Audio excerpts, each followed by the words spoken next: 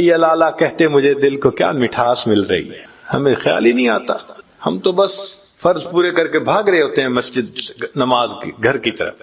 تو اللہ والے اللہ کی محبت میں نماز پڑھتے ہیں، ان کا جذبہ پورا ہوتا ہے، اور ہر وقت ان کے دل میں اللہ کی یاد رہتی ہے، ایک تار جڑی رہتی ہے اس محبت کی وجہ سے۔ حضرت مجذوب رحمۃ اللہ علیہ ریٹائر ہو گئے تو کسی نے کہا کہ حضرت کیا حال ہے؟ تو چونکہ شاعر تھے تو شعر میں جواب کہا، پنشن ہو گئی ہے کیا بات ہے اپنی، پنشن ہو گئی ہے کیا بات ہے اپنی، اب دن بھی ہے اپنا اور رات ہے اپنی، پنشن ہو گئی ہے کیا بات ہے اپنی، اب دن بھی ہے اپنا اور رات ہے اپنی، اب اور ہی کچھ ہے میرے دن رات کا عالم، ہر وقت ہی رہتا ہے ملاقات کا عالم، اب اور ہی کچھ ہے میرے دن رات کا عالم، ہر وقت ہی رہتا ہے ملاقات کا۔ اس مجلس میں اگر دیکھا جائے تو ممکن ہے 50% لوگ ایسے ہوں جو سکون سے گھر کی زندگی گزار رہے ہیں، بچے بزنس کر رہے ہیں یا بزنس ایسا ہے کہ آمدنی آ رہی ہے، کوئی نوکری کی بھاگی دوڑی ان کو نہیں ہے، مگر 3 مرتبہ تسبیح پڑھیں گے۔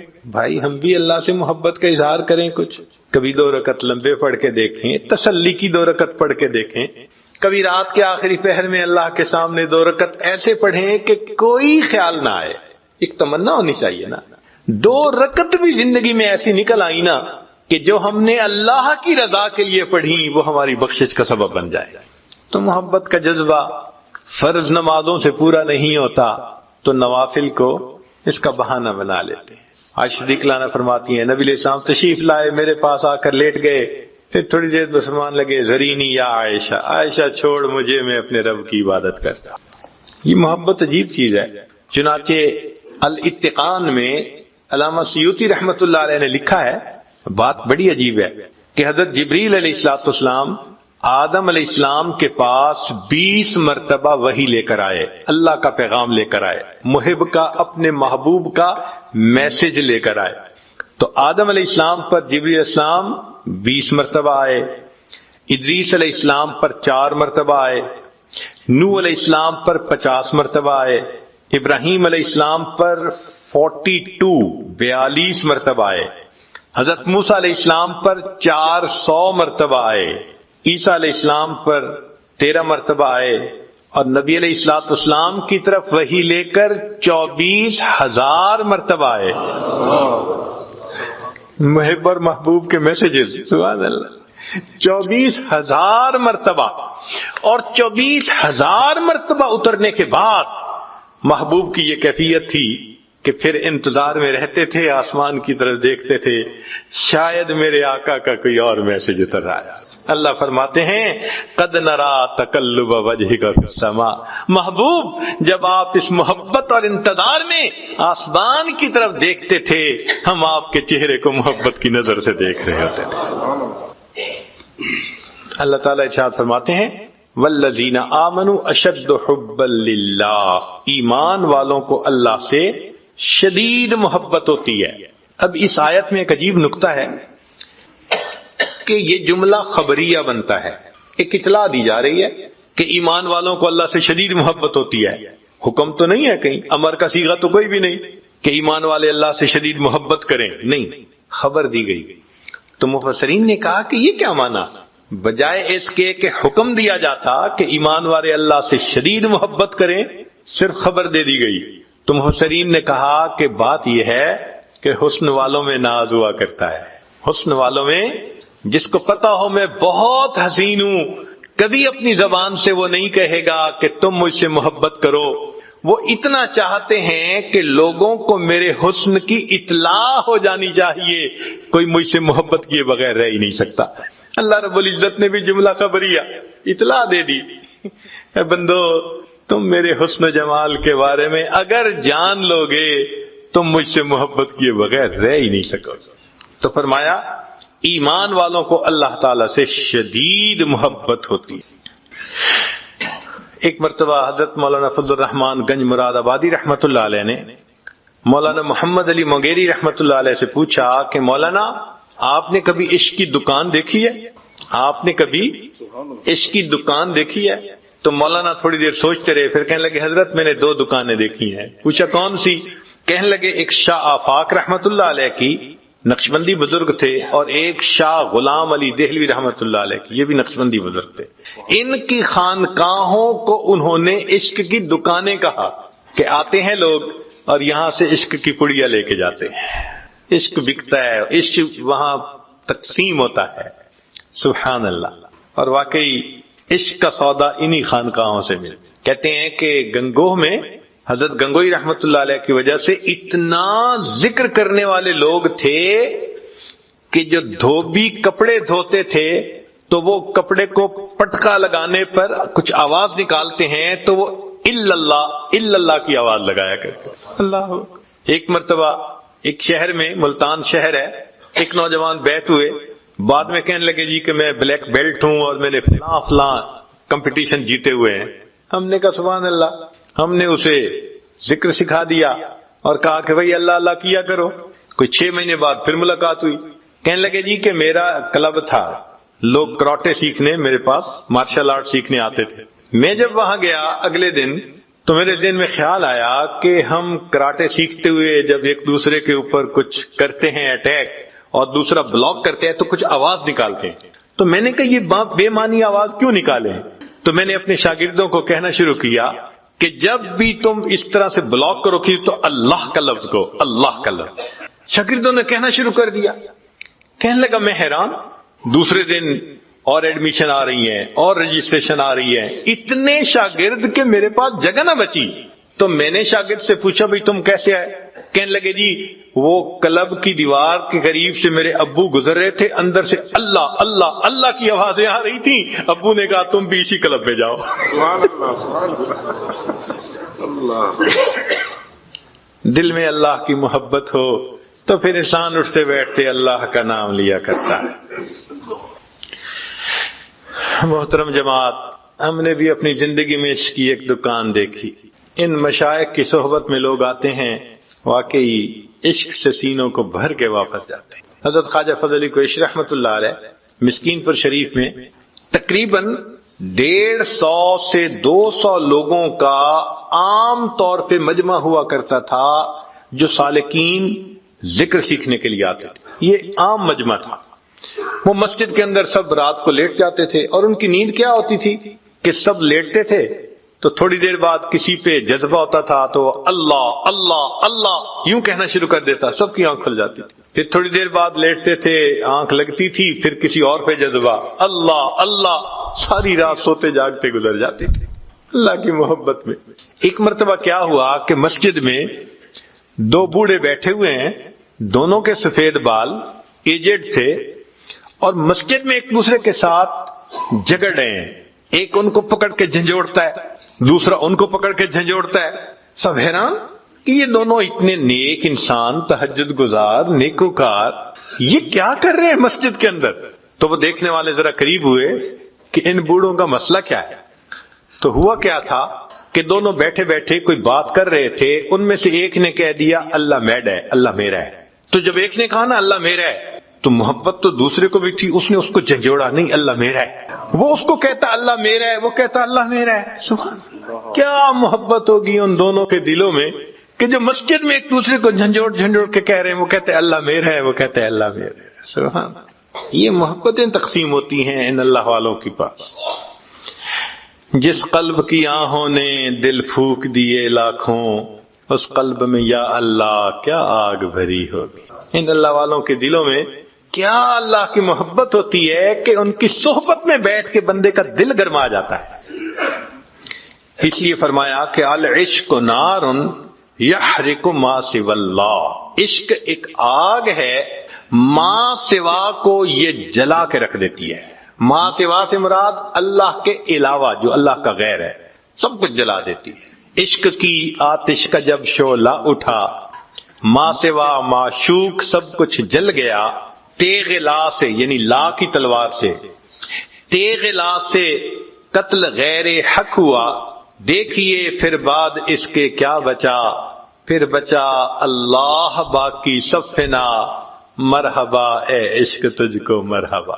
عشق اللہ کے سوا ہر چیز کا تأثر دل سے نکال کے رکھ دیتا ہے.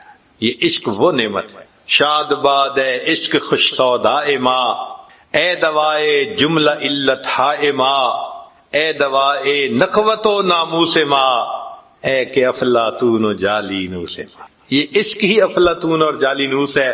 سب بیماریاں روحانی اس عشق کے ملنے سے خود بخود انسان کے اندر سے ختم ہو جاتا ہے. اللہ کا نام انسان دل میں بسائے، پھر دیکھے کہ اللہ کی محبت کا مزہ کیا ہے. قرآن مجید کی ایک آیت ہے کہ جب سلیمان علیہ السلام کا پیغام ملکہ بلقیس کو پہنچا تو اس نے اپنے مشیروں سے مشورہ کیا کہ مجھے کیا کرنا چاہیے. انہوں نے کہا کہ تم جو قدم اٹھاؤ گی ہم ساتھ ہیں. تو اس نے سمجھداری کا جواب دیا، کہنے لگی ان الملوک اذا دخلت قریۃ افسدوها، ان الملوک اذا دخلوا قریۃ افسدوها وجعلوا اعزۃ اہلها اذلہ، کہ بادشاہ جب کسی بستی پر داخل ہوتے ہیں، حملہ آور ہوتے ہیں، وہاں انقلاب برپا کر دیتے ہیں، اور جو ہاں معزز ہوتے ہیں ان کو ذلیل کر کے وہ باہر نکال دیا کرتے. اب یہ اس آیت کے ظاہری معنی ہے، مگر لکل آیت من القرآن ظاہر و باطن، باطنی معنی بھی ہیں. تو حضرت اقدس تھانوی رحمۃ اللہ علیہ نے اس موقع پر بیان القرآن میں لکھا کہ اس میں ایک بہترین تمثیل موجود ہے. اور تمثیل کیا؟ وہ فرماتے ہیں کہ اگر ہم قریہ سے مراد دل کا قریہ لے لیں، دل کی بستی، اور ملوک سے مراد مالک الملک اللہ کا نام لے لیں، تو پھر ترجمہ کیا بنے گا؟ ان الملوک اذا دخلوا قریۃ، جب اس اللہ کا نام اس دل کی بستی میں داخل ہو جاتا ہے، افسدوها، انقلاب مچا دیتا ہے، وجعلوا اعزۃ اہلها اذلہ، اور دنیا جو دل میں معزز ہوتی ہے اس کو ذلیل کر کے دل سے نکال دیا کرتا ہے. تو اللہ کے نام کو جتنا زیادہ ہم رٹیں گے دل سے دنیا کی محبت نکلے گی، اللہ کی محبت دل پر غالب آ جائے گی. قرآن مجید نے عشق کا لفظ استعمال نہیں کیا، محبت کا لفظ استعمال کیا. البتہ اتنا فرمایا کہ والذین آمنوا اشد حبا للہ، ایمان والوں کو اللہ سے شدید محبت ہوتی ہے. تو عشق کا لفظ کیوں نہیں استعمال کیا؟